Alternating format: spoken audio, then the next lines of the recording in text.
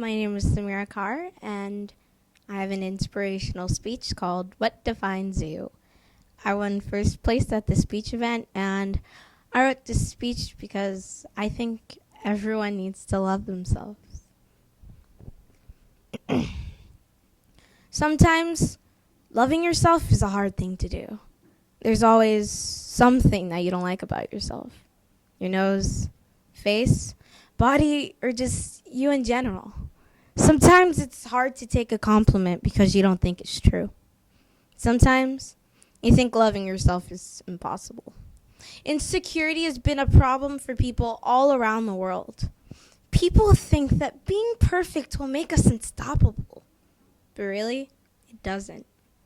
It's not impossible for you to love yourself.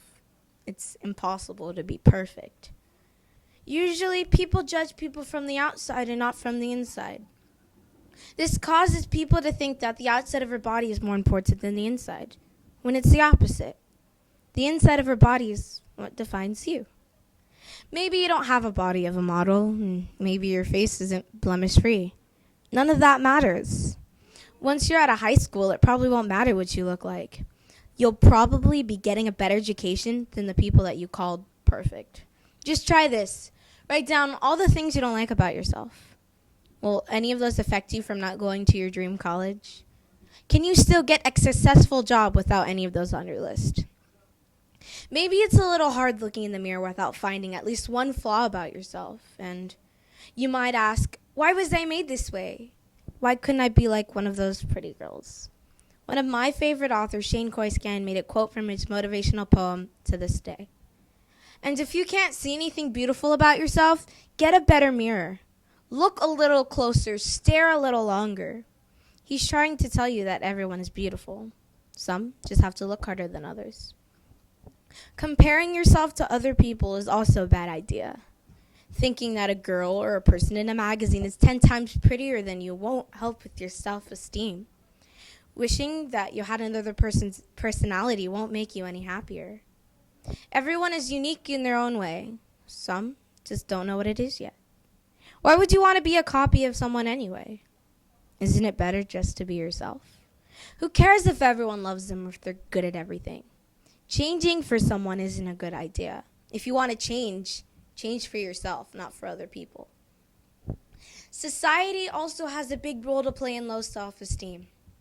Just looking at magazines makes you feel bad about yourself. It changes people's point of view, and people start to think that if you look like a celebrity or a model, you'd be the most liked person in the world. But if you don't, you're an outcast. Nowadays, you have to wear a certain kind of trend to be cool. If you don't, it seems like someone's going to judge you if you do so.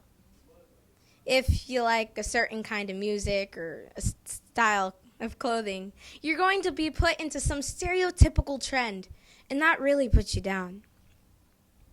Marilyn Monroe was a size 14, but she was still pronounced the world's most beautiful woman. When Adele was being interviewed about her weight, she told them, I don't make music for the eyes. I make them for the ears. They don't care what they look like. As long as you're doing what you love, nothing can stop you. Maybe you thought you were a disappointment because you don't think you can reach anyone's expectations. It seems that if you make a wrong choice, there's always going to be someone that will put you down for it. Nowadays, no one sees that being unique is one of the best traits to have. It seems that no one wants to stand out anymore, that everyone wants to stay in their little bubble and be just like everyone else.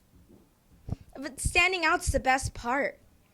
It feels good to say what you want to say and just the way you want to dress and like the things you want to like without having a care in the world what anybody thinks. Yes, words hurt. You may act like they don't, but they really do. You may say it doesn't bother you, but you still feel that sting when someone calls you something. Some people take it to the heart and even start believing it. When an insult is thrown at you, it's one of the worst feelings ever. It feels like the word is glued to the back of your head and it just follows you everywhere you go. It might even feel like it's stuck on repeat. But when you're calling yourself those hateful words, it's a whole different story. Every time you look yourself in the mirror, it doesn't do you any good.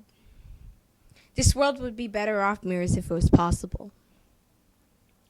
Your uniqueness is your strength. Remember that. Don't mold yourself to others or to what others think. You're an individual. It doesn't matter what you say or do. As long as you're doing what you love, nothing and no one can sink you down.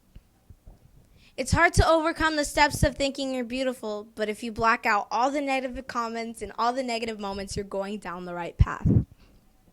Miranda Kerr said, "A rose can never be a sunflower, and a sunflower can never be a rose. All flowers are beautiful in their own way, and that's just like people too. So tell me, what defines you?" Thank you.